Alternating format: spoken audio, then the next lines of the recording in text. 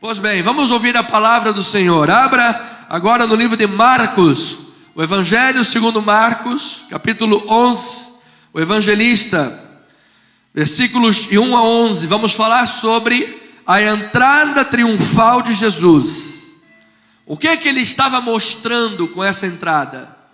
Estava mostrando que ele é o Messias, estava mostrando que ele era o servo sofredor, ele estava mostrando que seria vitorioso sobre a morte de cruz. Vamos entender o que o Espírito vai falar por intermédio do texto. Vamos lá fazer a leitura. Diz assim a palavra do Senhor: quando se aproximavam de Jerusalém, de Betfagé e Betânia, junto ao Monte das Oliveiras, enviou Jesus 2 dos seus discípulos e disse-lhes: ide à aldeia que aí está diante de vós, e logo ao entrar achareis preso um jumentinho, o qual ainda ninguém montou. Desprendei-o e trazei-o.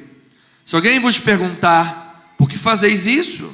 Respondei: o Senhor precisa dele, e logo mandará de volta para aqui. Então foram e acharam o jumentinho preso junto ao portão, do lado de fora, na rua, e o desprenderam. Alguns dos que ali estavam reclamaram: que fazeis, soltando o jumentinho? Eles, porém, responderam conforme as instruções de Jesus. Então os deixaram ir. Levaram o jumentinho, sobre o qual puseram as suas vestes, e Jesus o montou. E muitos estendiam as suas vestes no caminho, e outros ramos que haviam cortado dos campos. Tanto os que iam adiante dele, como os que vinham depois, clamavam: Hosana! Bendito que vem em nome do Senhor. Bendito o reino que vem, o reino de Davi nosso pai. Hosana nas maiores alturas. E quando entrou em Jerusalém no templo, tendo observado tudo como se fosse já tarde, saiu de volta para Betânia com os 12. Que esta palavra abençoe ricamente o coração da igreja neste domingo. Vamos mergulhar em águas bíblicas. Estamos entrando a semana da paixão, e Deus tem grandes coisas a falar ao seu povo.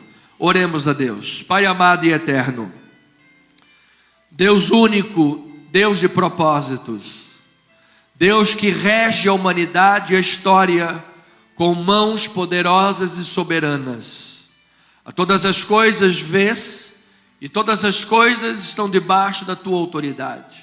Por isso, Deus, nesta hora, absolutamente submetido a Deus, pela leitura bíblica e a exposição da palavra, peço-te que o Senhor fale ao coração dos teus filhos, que o Senhor abençoe rica e abundantemente a vida espiritual do teu povo, para que possamos sair daqui enriquecidos de Deus, enriquecidos da Bíblia Sagrada, enriquecidos de valores eternos, infindáveis, duráveis, profundos, arraigados na soberania tua revelada no texto sagrado. Ó Deus, grande é esta responsabilidade de um pregador, grande é esta responsabilidade daquele que anuncia boas novas, que o deve fazer com esmero, com afinco e intensidade, simplicidade e submissão, devoção, temor ao Senhor, academicidade e teologia, para que assim teus filhos amados possam beber da água bíblica e não de corações humanos. Peço-te então, Senhor, usa-me apenas como um canal, porque és tu quem deves ser recebido com clamores de alegria. Hosana, bendito o que vem em nome do Senhor. Assim oramos em nome de Jesus, e o povo de Deus diga amém e amém. Obrigado, amada pastora. Família amada, santos de Deus, pedras vivas, amada família espiritual e mais do que vencedores em Cristo Jesus. O nosso Senhor Jesus, especialmente nessa sessão bíblica, ocupa o centro do texto. E aqui ele revela o seu caminho, que será um caminho de sofrimento. Mas este caminho de sofrimento será um caminho redentor.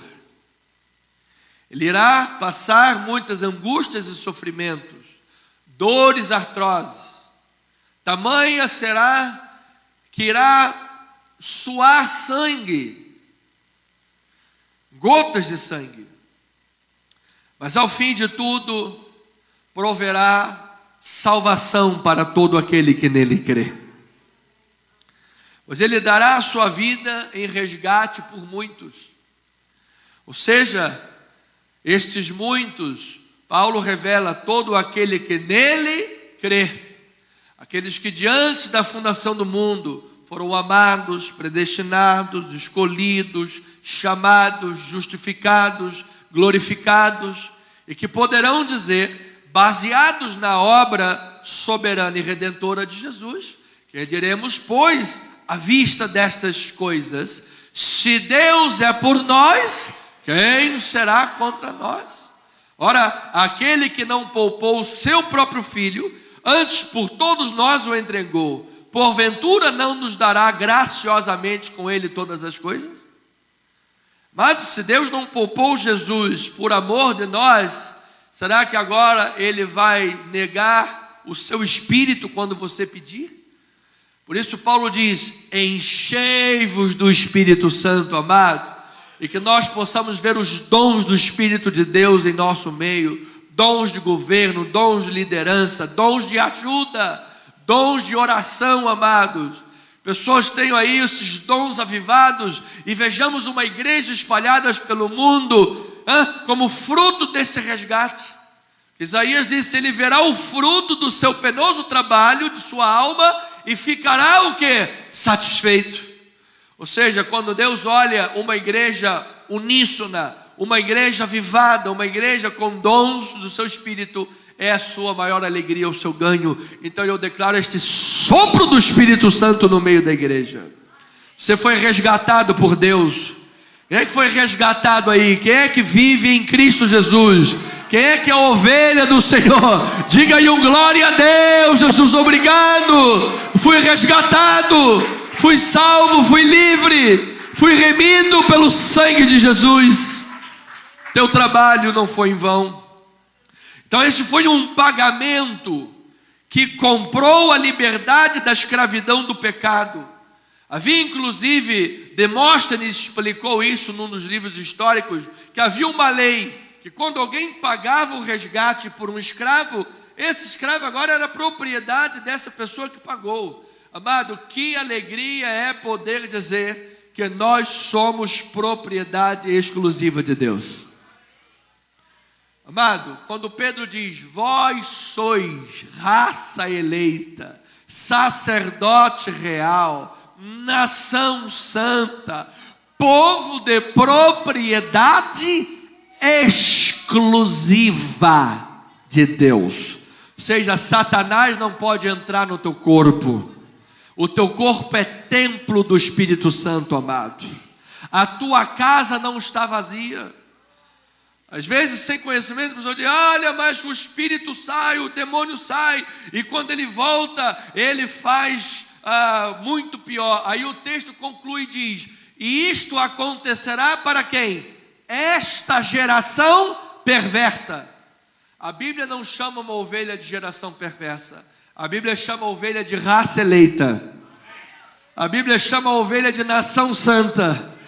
E como disse nosso amigo Lázaro, quando Satanás bater na porta, quem vai abrir a porta vai ser Jesus. E ele vai bater em retirada. Diga glória a Deus por isso, amado. Vamos louvar ao Senhor. Então foi um pagamento. Então a sua morte foi substitutiva.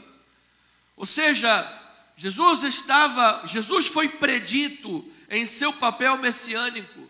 pelos profetas, e nesse contexto que eu estou aqui desdobrando com os amados, pelo profeta Isaías. Veja lá, Isaías, capítulo 53, versículos 3 a 5, disse o profeta: era desprezado, o mais rejeitado entre os homens, homens de dores, que sabe o que é o quê? Padecer. E como um de quem os homens escondem o rosto, ele era desprezado, e dele não fizemos caso. Certamente, ele tomou sobre si as nossas enfermidades, ele tomou sobre si as nossas dores, e levou sobre si, e nós o reputávamos por aflito, ferido de Deus e oprimido, mas ele foi traspassado pelas nossas transgressões, e ele foi moído pelas nossas iniquidades. E diz o profeta: o castigo que nos traz a paz estava sobre ele, e pelas suas pisaduras fomos sarados. Mas isto é simplesmente maravilhoso, amado.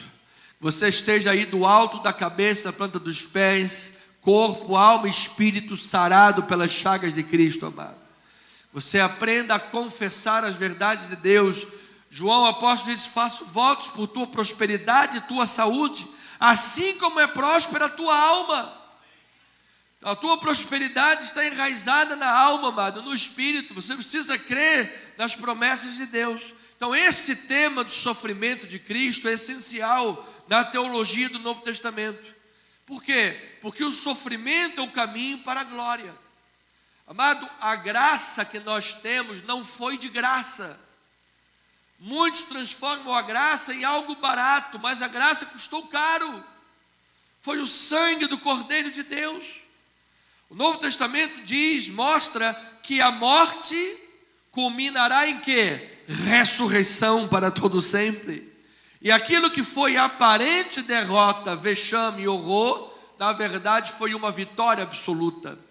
Quando Cristo estava no alto do Gólgota, e as pessoas passavam meneando a cabeça, sabe, fazendo chacota de Cristo: desce daí se você é o Rei da Glória, desce daí se você é o Salvador. Na verdade, amado, aquela vergonha, horror e humilhação era a vitória absoluta do cristão.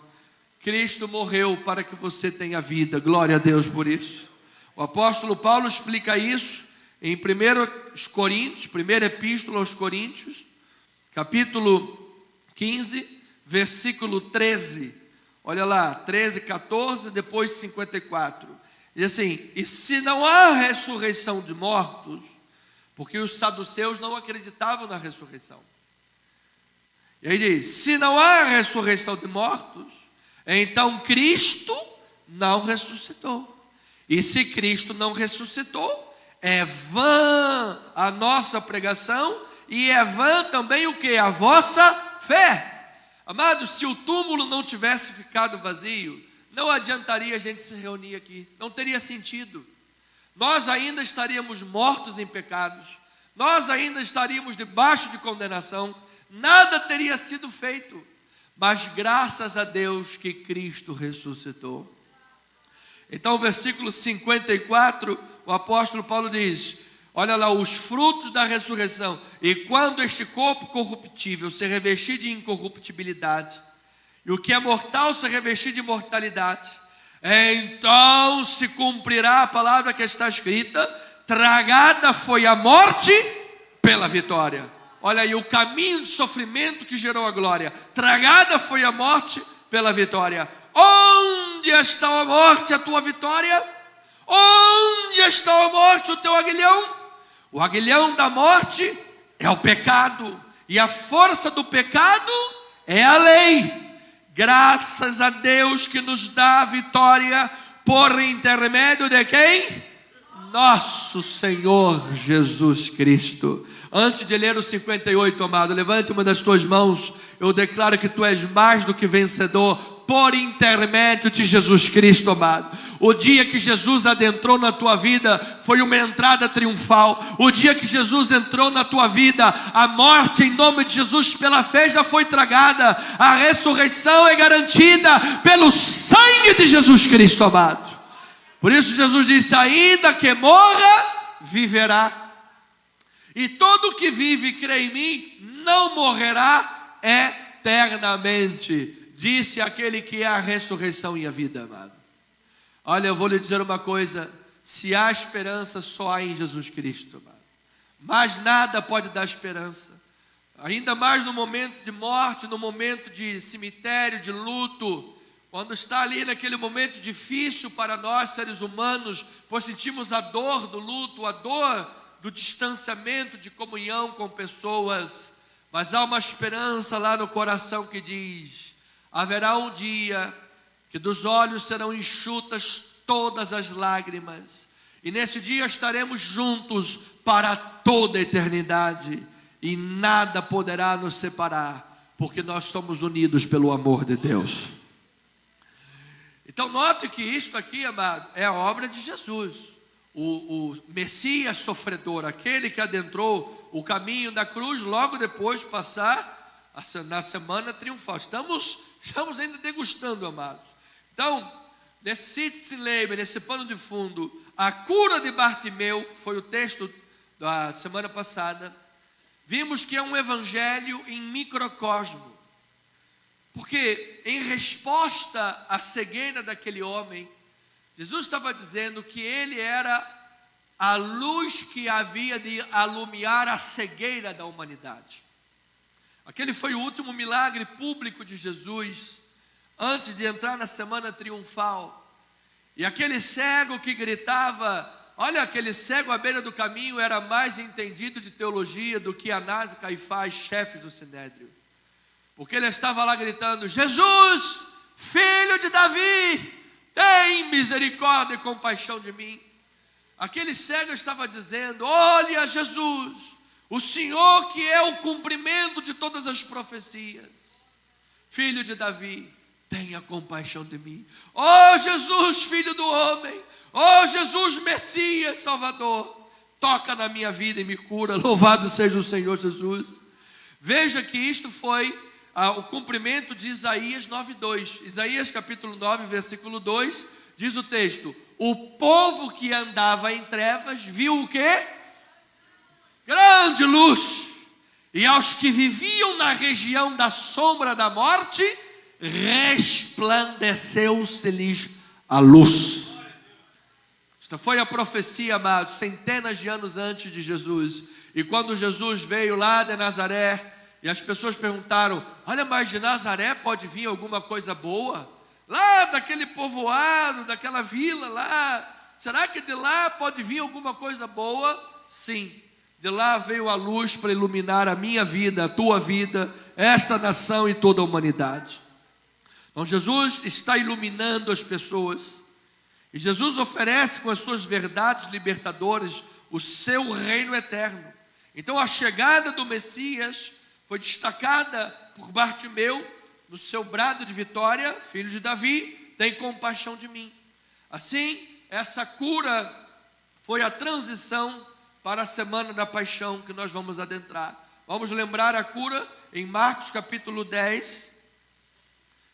Você pode me acompanhar, versículos 46 a 52. Aqui é a transição para a segunda metade, aqui é a transição para a semana da paixão. E foram para Jericó. Quando ele saía de Jericó, juntamente com os discípulos e numerosa multidão, Bartimeu, cego, mendigo, filho de Timeu, estava sentado à beira do caminho. Olha, alguém que está aí ouvindo a mensagem, está à beira do caminho nesta manhã. Há esperança para a tua vida, amado. Ouvindo ele que era Jesus o Nazareno, pôs-se a clamar: Jesus, filho de Davi, tem compaixão de mim. E muitos o repreendiam para que se calasse, mas ele cada vez gritava mais. Amado, ele sabia quem estava passando ali. Ele sabia quem estava passando ali. Filho de Davi, tem misericórdia de mim. E aí diz que parou Jesus, aleluia, e disse: chamai-o. Chamaram então o cego, dizendo-lhe: olha, tem bom ânimo, levanta-te, ele te chama. Lançando de si a capa, levantou-se, deu um salto e foi ter com Jesus. Perguntou-lhe Jesus: que queres que eu te faça? Respondeu o cego: mestre, que eu torne a ver. Então Jesus lhe disse: vai, filho, a tua fé te salvou. E imediatamente ele tornou a ver. E o que é que ele fazia? Seguia Jesus estrada fora. Aleluia! Deus seja louvado, Senhor. Aquele homem que não tinha direção, à beira do caminho, repreendido pela multidão quando clamava por socorro. A multidão não tinha misericórdia, amado. Essa é a multidão que quis apedrejar a Paulo e a tantos outros.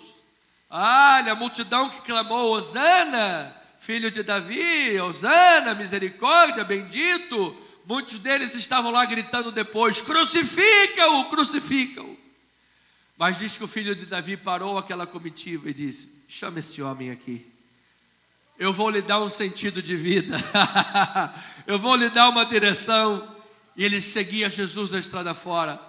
Oh, glória a Deus por isso. Sim, sim. Esse é um homem que aprendeu a gratidão, amado. Não como a multidão volúvel, que ora está dizendo: Hosana, bem-vindo, e depois lá, crucifica-o, matam. Não, esse homem passou a seguir Jesus, amado. Olha, que nós sigamos a Jesus estrada fora, amado. Olha, onde Jesus estiver, estejamos nós, os seus discípulos, amado. Não importa se é na cruz, se é no Calvário, se é no Gólgota, aonde for, estar com Jesus é sempre melhor. Então agora que nós estamos fazendo a transição para a Semana da Paixão, eu quero dar a informação aos amados, numa leitura sobre o que é a Semana da Paixão, como aconteceu, para você organizar em mente. Se você depois quiser, eu te envio. E diz assim: a entrada triunfal dá início à Semana da Paixão. O texto que nós estamos lendo, de Marcos 11, é o início da Semana da Paixão. Na verdade, 2 dias antes, vamos explicar. Os últimos 7 dias da vida de Jesus, à medida que ele entra em Jerusalém e caminha inexoravelmente para a sua morte sacrificial na cruz. Em geral, os evangelhos, Mateus, Marcos, Lucas e João, são cronológicos nessa sessão. Ou seja, nessa última semana, ele segue a cronologia. E acompanha os acontecimentos à medida que ele se desenrola. Ao reuni-los em todos os evangelhos, podemos esboçar exatamente o que foi a Semana da Paixão, o que foi a última semana de vida de Jesus na terra. Então se dá assim: sexta-feira foi a chegada de Jesus a Betânia, João capítulo 2. Eu não vou ficar citando os textos para não demorar muito, depois eu posso enviar. Sexta-feira, chegada a Betânia. Sábado, unção por Maria, também em Betânia. Você lembra que Maria ungiu Jesus, os pés, secou com os cabelos, e o ladrão tesoureiro: olha, você está gastando aí perfume, esse dinheiro aí poderia ser vendido para dar aos pobres, repreendendo porque ela deu uma oferta para Jesus. Isso foi no sábado. Domingo, é o texto que nós estamos lendo, foi a entrada triunfal de Jesus, depois a visita ao templo e o retorno a Betânia. Segunda-feira, a remoção dos comerciantes do templo. Jesus chutou o pau da barraca. Vocês estão fazendo a minha casa covil de salteadores, louvado seja. A maldição à figueira, dá pano para manga. Milagres e contestação no templo, retorno a Betânia. Terça-feira, perguntas a respeito da figueira. Nós vamos estudar isso também semana que vem. Discussões com os líderes do templo, advertência acerca dos escribas e elogio à pequena contribuição da viúva. Discurso do Monte das Oliveiras. Jesus, nesse ponto, está confrontando literalmente os líderes religiosos. Amados, há coisas na vida que não pode ser feita somente com boa intenção e bom coração. há coisas que precisam de confronto direto. E Jesus está confrontando aqui.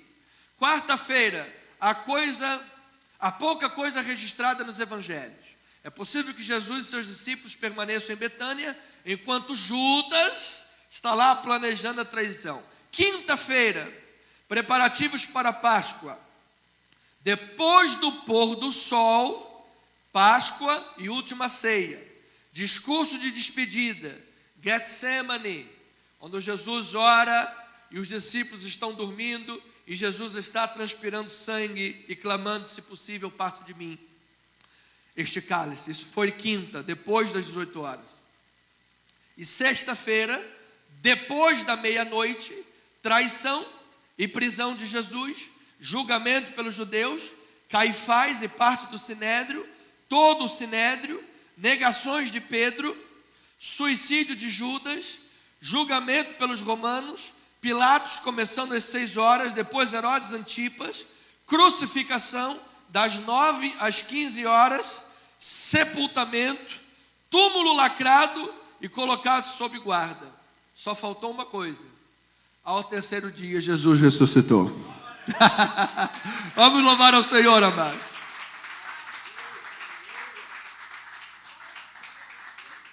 Então nós estamos hoje literalmente no domingo de Ramos. Já viu aquele domingo de Ramos, chamado domingo de Ramos? Estamos hoje no domingo, sexta-feira, essa é toda semana, cronologia. Então, uma vez tendo esse quadro em mente, o que está acontecendo, o caminhar de Jesus, precisamos lembrar que a jornada para Jerusalém tem sido o foco do evangelista. O evangelista registra 3 vezes nas quais Jesus predisse que estava indo para Jerusalém, a fim de que o Filho do Homem fosse entregue, fosse morto, mas que ao terceiro dia ressuscitaria. E agora, na semana da paixão, cada acontecimento revela progressivamente a verdadeira natureza messiânica de Jesus e a cruz que está por vir. Amado, Jesus em nenhum momento se esquivou da sua obra. Ele disse: este mandato eu recebi de meu Pai.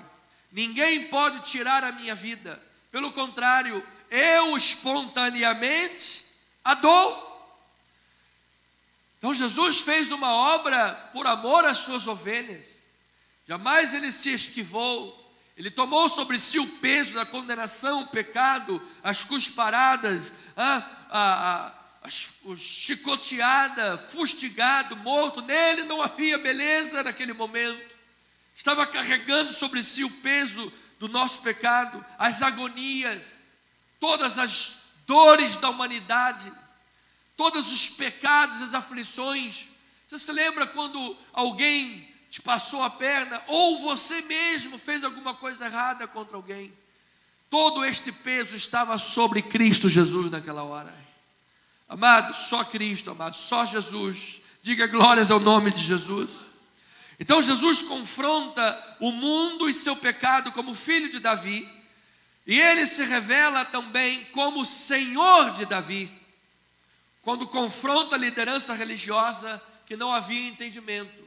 Então Jesus ilumina os cegos, ilumina a humanidade e dá verdadeiro entendimento. Veja isso no capítulo 12 de Marcos, versículo 35.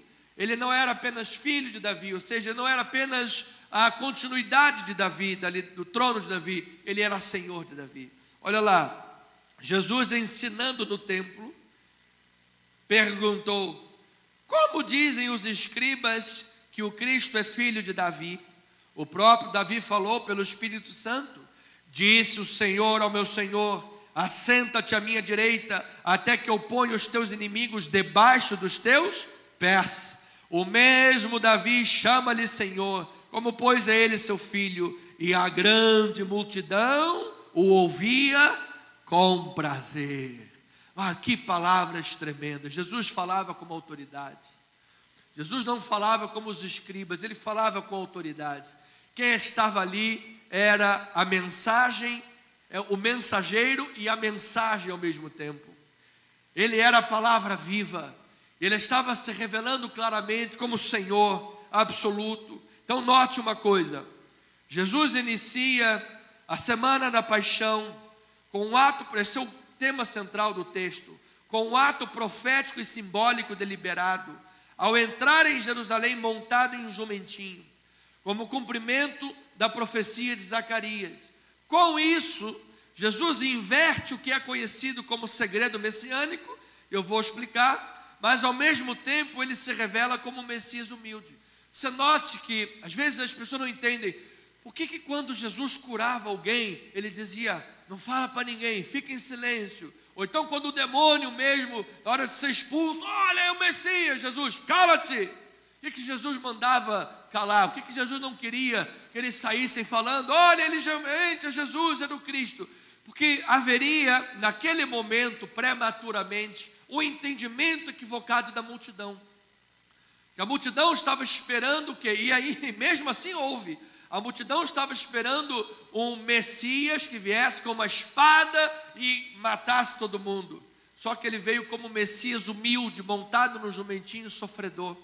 Então, a divulgação equivocada poderia antecipar o Gólgota. E tudo tinha um tempo para acontecer. Olha, eu vou lhe dizer, amado, Deus é soberano e sabe como age na história da sua igreja.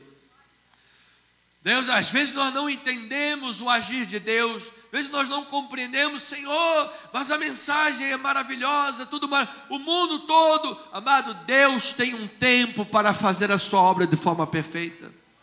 Joga por terra a ansiedade, joga por terra todo sentimento contrário.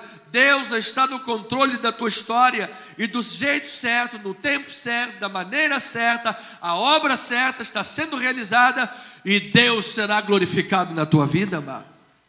Então, na entrada triunfal de Jesus, ele inverte este segredo messiânico. Veja no capítulo 11, versículos 9 e 10. Tanto que iam adiante dele, como os que vinham depois clamavam, Hosana, bendito é o que vem, em nome do Senhor, bendito o reino que vem, o reino de Davi, nosso pai, olha lá, Hosana nas maiores alturas. Então agora publicamente Jesus dá a intenção e quer mostrar às pessoas que ele é o Messias. Diga glória a Deus por isso. Quem estava ali sentado naquele jumentinho não era um profeta qualquer. Quem estava ali adentrando a porta dourada, triunfalmente adentrando Jerusalém, não era um homem qualquer. Quem estava adentrando ali era o Cristo Salvador da história. Era o Cristo remidor de todo aquele que nele crê. Que obra maravilhosa! Então Jesus guardou esta revelação, guardou a sua identidade verdadeira até este momento, para evitar o equívoco da compreensão da multidão e apenas revelar-se como servo humilde e sofredor no momento certo. Então agora, claramente, o Senhor vem se revelando e mostra a sua natureza pela entrada triunfal, depois em Marcos 12 que nós lemos mostrando que ele é Senhor de Davi, e depois em outro texto que nós vamos ler mostrando que ele é o eu sou. Diga, ele é o eu sou da minha vida, ele é o Senhor da minha vida. Ele mostra o seu objetivo, que é caminhar para a cruz. A sua primeira vinda, ele veio para ser julgado. Na sua primeira vinda, ele veio para tomar sobre si o peso e a condenação do pecado. O objetivo era a cruz. E na última ceia, naquela quinta-feira, depois da meia-noite, como nós vimos ali no cronograma da última semana, ele explica aos discípulos o caráter expiatório do seu sacrifício. Ele disse que o seu sangue seria derramado em favor de muitos. Amado, se você crê em Jesus, você está entre esses muitos, pelo qual o sangue de Jesus foi derramado. A Bíblia Sagrada diz assim: Deus amou o mundo de tal maneira que deu o seu Filho unigênito, para que todo que nele crê não pereça, mas tenha a vida eterna. Agora essa pessoa diz, olha, mas eu não creio no Filho, eu creio numa vaca. A Bíblia diz que Deus deu o seu Filho para que todo que nele crê não pereça. Mas eu tenho liberdade, eu não creio no Filho em Jesus, eu creio numa energia solar. Tá bom. Um dia o sol, você vai ver que não vai te salvar. É isso aí. Inclusive está matando um monte de gente na Europa. Então, amado, o único caminho que pode salvar a tua vida chama-se Jesus. Diga glória a Deus por isso. Vamos aplaudir o nome de Jesus. Ele é digno de toda glória. Então veja isso. Em Marcos capítulo 14, versículo 60, diz assim a palavra: levantando-se o sumo sacerdote no meio, perguntou a Jesus: nada respondes ao que estes depõem contra ti? Ele, porém, guardou silêncio e nada respondeu. Tornou a interrogá-lo o sumo sacerdote. Ele disse: és tu o Cristo, o Filho do Deus bendito? E Jesus respondeu: eu sou. E vereis o Filho do Homem assentado à direita do Todo-Poderoso e vindo com as nuvens do céu.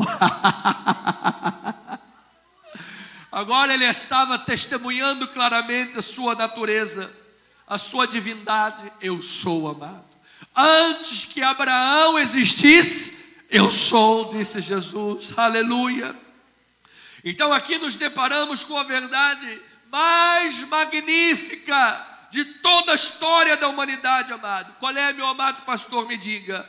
Jesus é Senhor de tudo, é Senhor de todos, e ainda assim Ele veio dar a sua vida como servo sofredor para poder nos salvar, amados. Você sabe, havia uma lei que Deus deu a Moisés e disse: a alma que pecar, essa morrerá.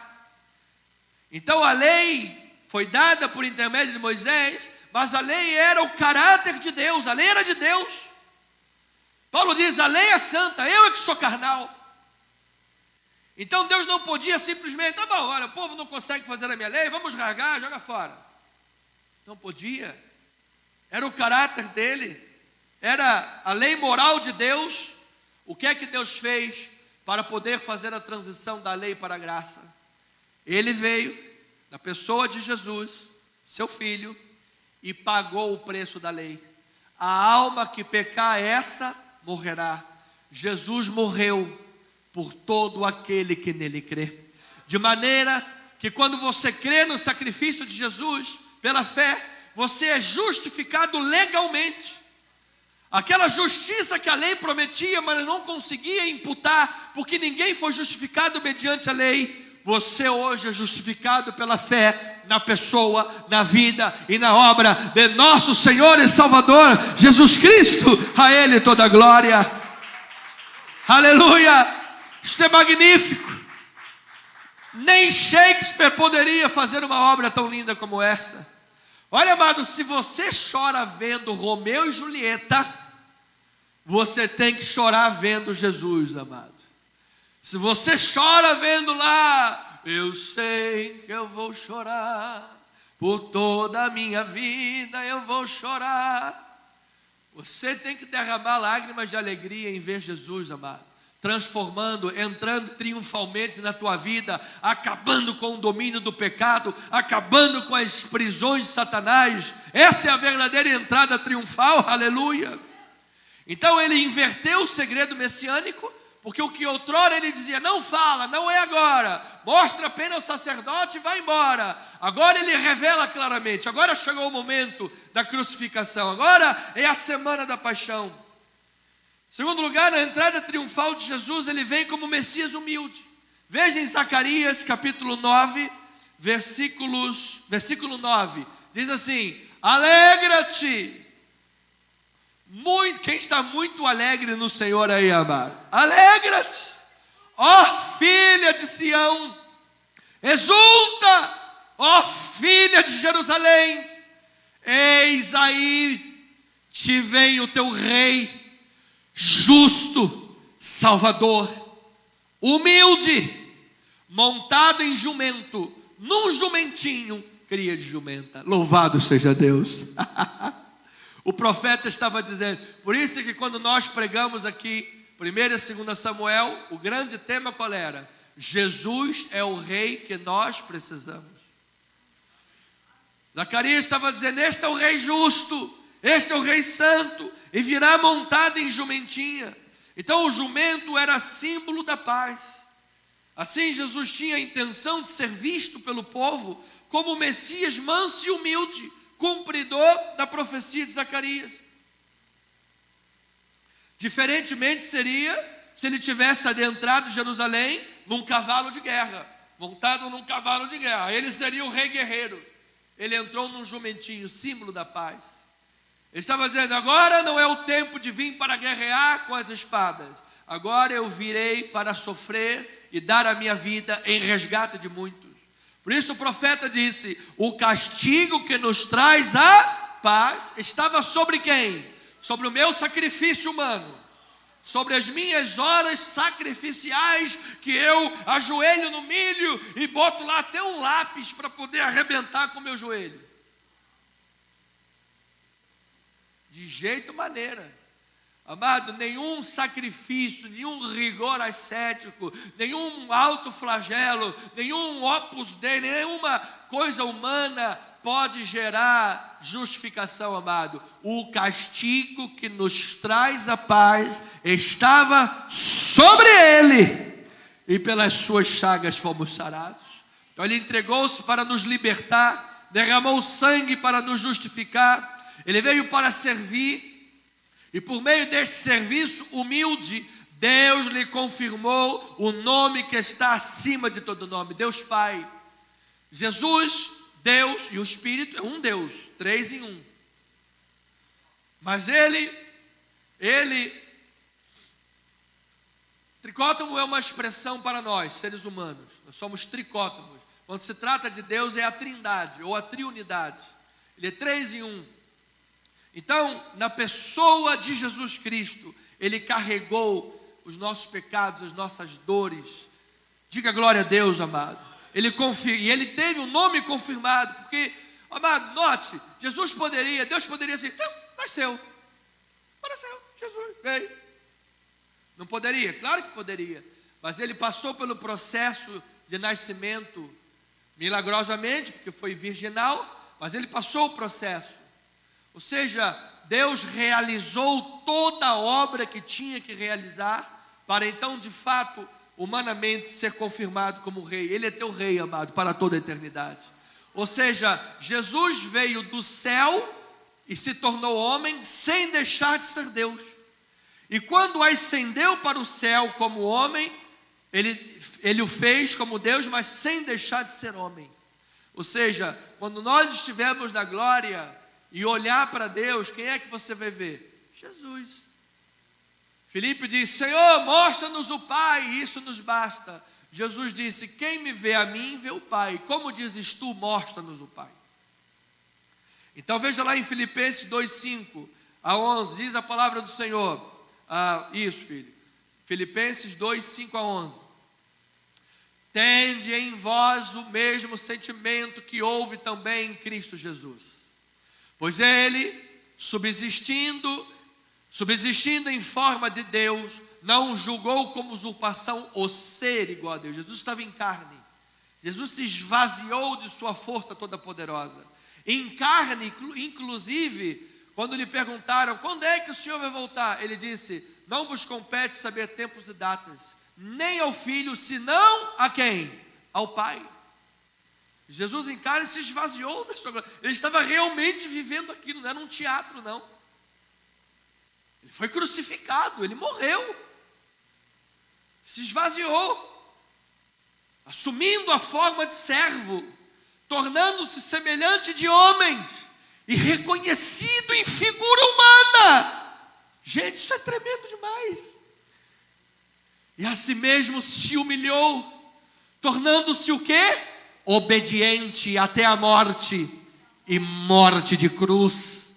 Pelo que também Deus o exaltou sobremaneira e lhe deu o nome que está acima de todo nome, para que ao nome de Jesus se dobre todo o joelho, nos céus, na terra e debaixo da terra, e toda língua confesse que Jesus Cristo é o Senhor, para a glória de Deus Pai. Aleluia.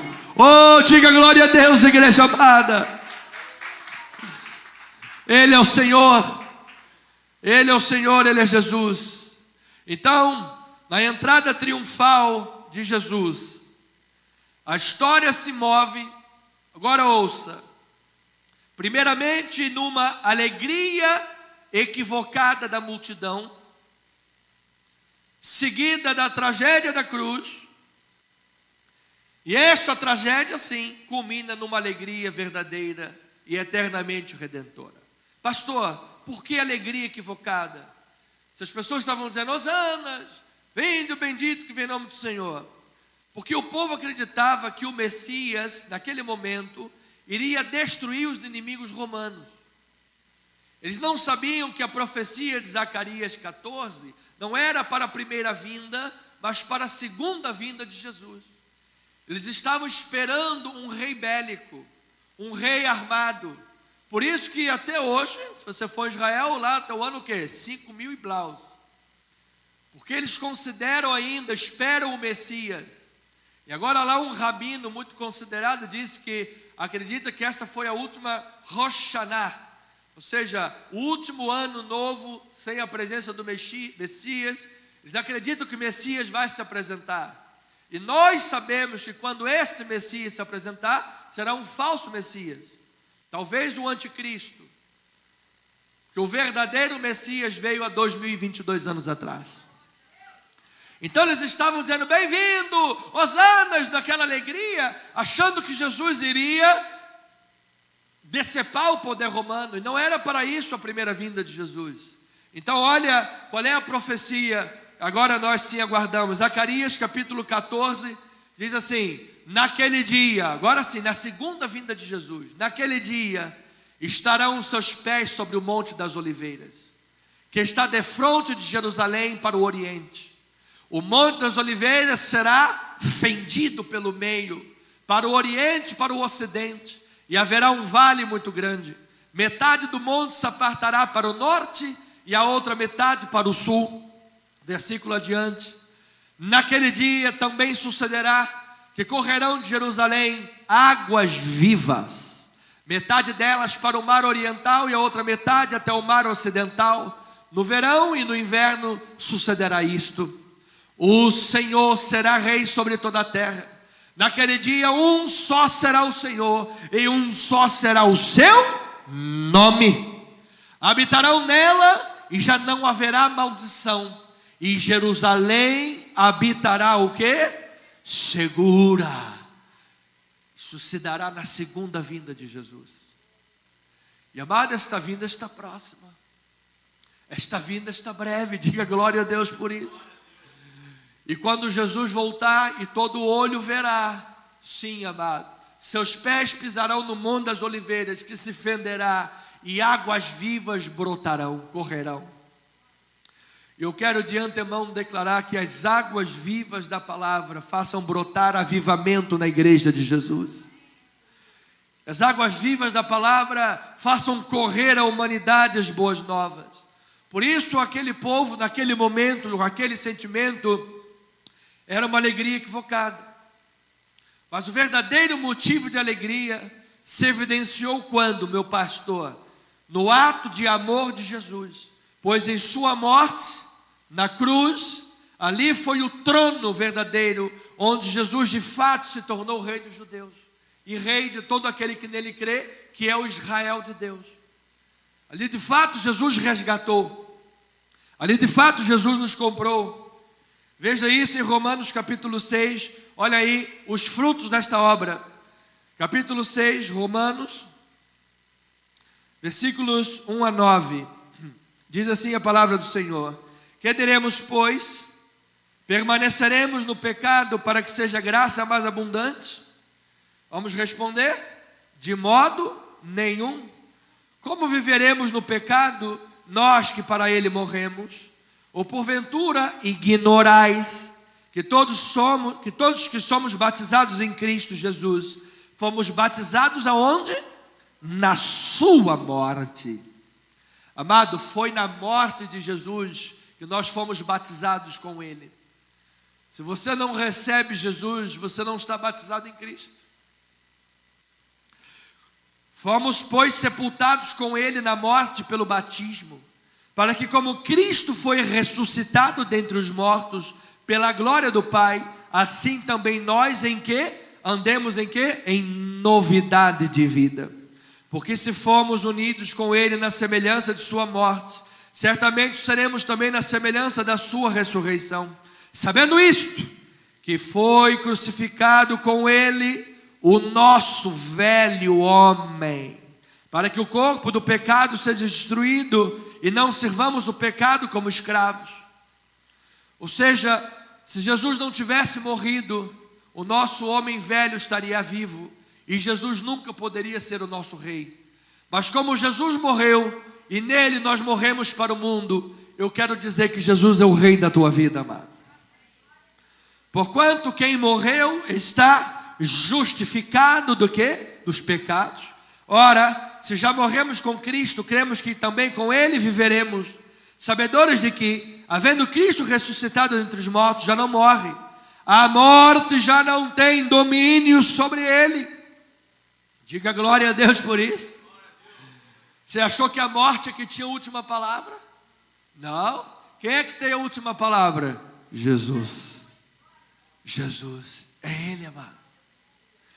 Pois quanto a ter morrido, versículo 12 agora, versículo 12: não reine, portanto, o pecado em vosso corpo mortal, de maneira que obedeçais às suas paixões, nem ofereçais cada um os membros do seu corpo ao pecado, como instrumento de iniquidade, mas oferecei-vos a Deus como ressurretos dentre os mortos, e os vossos membros a Deus como instrumentos de justiça. Por quê?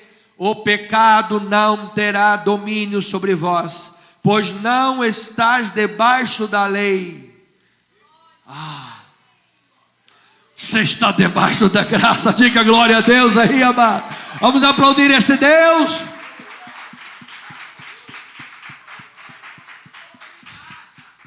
Então, amada igreja, nesses 2 minutos finais, o verdadeiro motivo da alegria foi pela morte e ressurreição de Jesus. Esse é o verdadeiro motivo da alegria. Aquele povo estava lá, olha, vindo e achando que iria guerrear. E quantas pessoas hoje adentram as portas da igreja numa alegria humana, pensando: olha, agora eu vou ficar milionário, eu estou entrando para a igreja, agora eu vou conseguir ganhar na Mega Sena, o Silvio Santos Abravanel vai depositar um dinheiro na minha conta. Opa! Amado, não tem problema nenhum em prosperar, não tem problema nenhum em crescer profissionalmente, não tem problema nenhum, pelo contrário, eu oro que a igreja prospere muito, para que a igreja, enquanto comunidade, possa ser trilhardária, quintilhões, para evangelizar o mundo todo. Mas eu vou lhe dizer que se você pautar a sua alegria em qualquer coisa humana, essa alegria não é verdadeira. Essa alegria, a poeira vai levar. Qual é a alegria que tem o maior trilhardário quando vem uma notícia? É câncer, vai morrer em 15 dias, não tem cura, irreversível. Já era.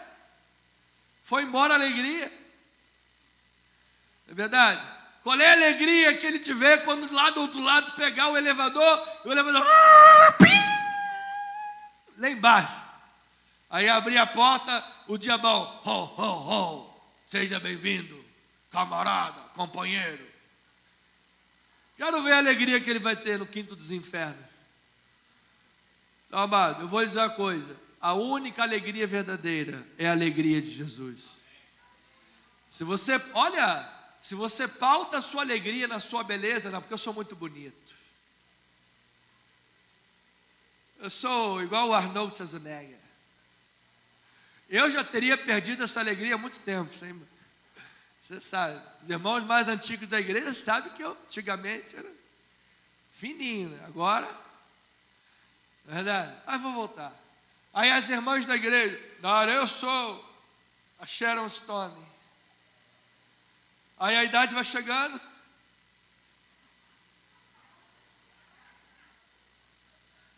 Esse dia eu mandei um vídeo para minha mãe, de uma menininha de 3 anos, sabe que criança é sincera, né? Aí a criança pegou assim uma massa, gente, adorei essa massinha, ela é tão mole, igual o peito da minha mãe. Aí a minha mãe, menina, sai daí, para de falar besteira. Não, se você pauta a sua alegria nessas coisas humanas, elas vão passar, amado. Isso pode te prover uma alegriazinha e tudo mais, tudo bem. Mas o fundamento da sua alegria verdadeira é que Jesus ressuscitou. Ninguém poderá tirar essa sua alegria, amado. Ninguém. Olha, nem a morte vai tirar. Pelo contrário, amado. Pelo contrário. Mais ainda, para toda a eternidade. Então, eu termino com duas reflexões para os amados. Primeira, 2 cientistas se reuniram nos Estados Unidos para fazer uma pesquisa e escrever um livro sobre fé e ciência. A conclusão foi assim: a probabilidade científica de Jesus cumprir apenas 8 das cerca de 300 profecias, a probabilidade científica de Jesus cumprir apenas 8 das 300 profecias é de 1 em 10 elevado a 17. Isto representa o quê? Toda a superfície do estado do Texas coberta com mais de meio metro de moedas. Para nós entendermos a amplitude da improbabilidade, é o mesmo que você imaginar que no estado do Texas todos, mais de meio metro de moedas, você marca uma moeda lá, marca uma moeda. E aí você pega uma pessoa, venda os seus olhos, tapa os olhos, larga ela de Dallas e manda ela para o Texas para achar essa moeda com uma chance apenas. A probabilidade disso acontecer é de 1 em 100 quatrilhões de vezes. 100 mil, 100 milhões, 100 bilhões, 100 trilhões, 100 quatrilhões de vezes. Seja, a probabilidade de alguém cumprir 8 profecias das 300 é 1 em 100 quatrilhões de vezes. Isso para 8 profecias. Imagina cumprir as mais de 300. Quanto seria? Então, a minha pergunta, amado: quais as nossas expectativas a respeito de tudo aquilo que Jesus falou? Esses dias eu esbarrei com uma senhora aqui na rua, conheci, boa tarde, bom dia, comecei a evangelizar. Às tantas eu perguntei: a senhora acredita que Jesus vai voltar? Ah, não, Jesus não vai voltar, isso eu não acredito. Eu perguntei para ela: peraí, Jesus disse que ia morrer, morreu. Por isso a palavra dele é digna de crédito ou não? É. Bom, se ele disse que ia morrer, morreu. Disse que ia ressuscitar, ressuscitou. Ele disse que vai voltar. Por que você não acredita que ele vai voltar? Qual é a tua expectativa a respeito da volta de Jesus? Qual é a tua vida, amado, diante desta volta? Às vezes as pessoas vivem, Jesus disse que nos últimos tempos, ele vai viver, sabe, de uma forma leviana, mundana, está nem aí. E de repente Jesus vem como um ladrão, que diz a palavra. O que significa? Ele não vai vir roubando ninguém. Como é que o ladrão vem? Ele vem numa hora que ninguém espera. Se o ladrão marcasse hora, olha, eu vou chegar aí em 1º de janeiro de 2023. Meu filho, corre, porque o ladrão vai chegar. Você corre. Chama a polícia para prender. Mas aí depois alguém solta. Então Jesus vem como ladrão, ou seja, ninguém espera. Como é que você tem vivido a respeito dessa expectativa, amado? Qual é a tua expectativa a respeito da entrada triunfal de Jesus na tua vida? Simplesmente coisas humanas, meramente materiais? Ou você crê que a sua morte e ressurreição provê vida eterna para você e alegria bem fundamentada. Então nós temos depositado de fato fé e confiança nas palavras de Jesus, na sua pessoa e na sua obra. Medite sobre isso e confie no Senhor. Em último lugar, quero lhes dizer que Jesus não foi vítima de acontecimentos que o levaram à morte. As coisas aconteceram e de repente Jesus se viu, estava na cruz. Não. Jesus escolheu a cruz como um ato de obediência ao mandato de Deus Pai e por um ato de amor às suas ovelhas. Jesus disse: vocês não sabem que eu poderia rogar ao Pai e Ele mandaria aqui milhares de anjos que me livraria? Jesus escolheu o caminho da cruz, porque esse era o único caminho para salvar você e a mim, amados. Lembre-se que outrora Pedro tentou desviar Jesus da cruz, porque Pedro estava cogitando das coisas da carne e não das coisas do Espírito. E nós, muitas das vezes, vivemos a cogitar das coisas da carne. Quando pensamos num pequeno sacrifício de vir à igreja, pegar o ônibus, ou de estar lá na live participando, ou de ser fiel aos desafios, ou evangelizar, ou qualquer outra coisa, olha, não, isso daí, você sabe, é demais para mim. Cogitando das coisas da carne. Então, Jesus escolheu a cruz por amor. Então, escolher o caminho da cruz é abraçar a missão de salvação, que por sua vez é uma missão de amor. A igreja no Brasil e no mundo precisa pensar qual é o caminho que a igreja tem seguido. O que é que a igreja tem feito com o simples desejo de encher os seus templos? A igreja tem diminuído a mensagem do Evangelho, tem transigido os valores da palavra, tem adotado esquemas pragmatistas e coisas humanas para encher templos, e tem trocado a mensagem da cruz. Precisamos voltar ao Evangelho. Temos ou não abraçado a missão de salvar pecadores?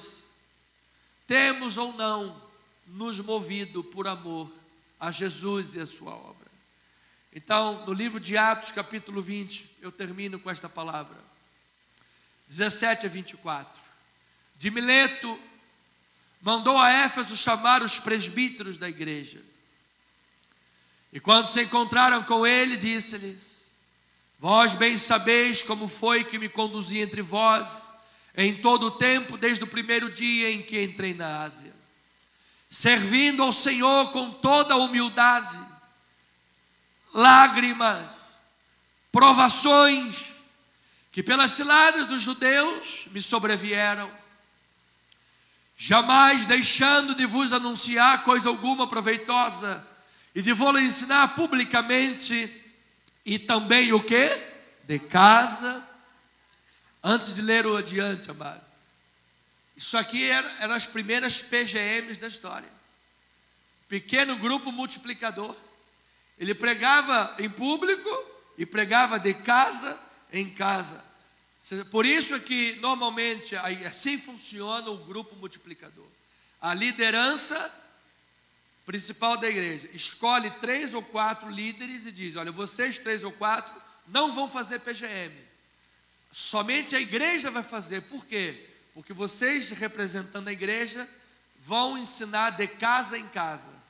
Semanalmente vocês vão visitar todas as células, todos os PGMs, como o apóstolo Paulo fazia.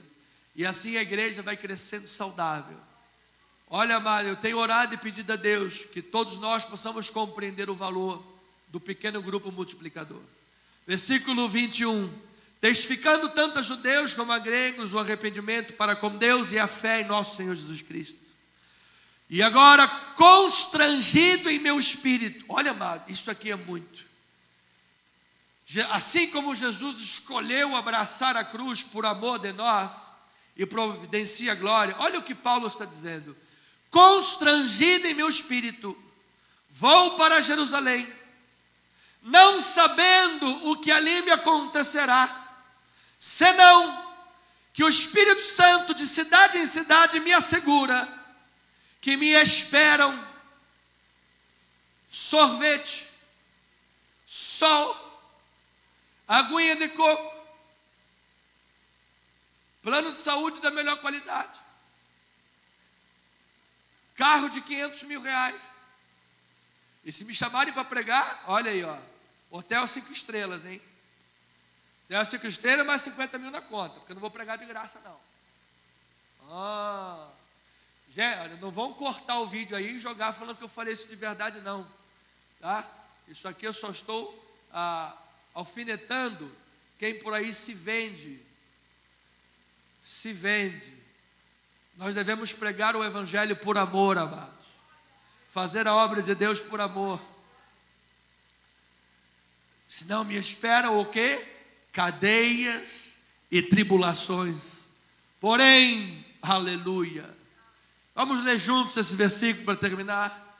Em nada considero a vida preciosa para mim mesmo, contanto que complete a minha carreira e o ministério que recebi do Senhor Jesus, para testemunhar o evangelho da graça de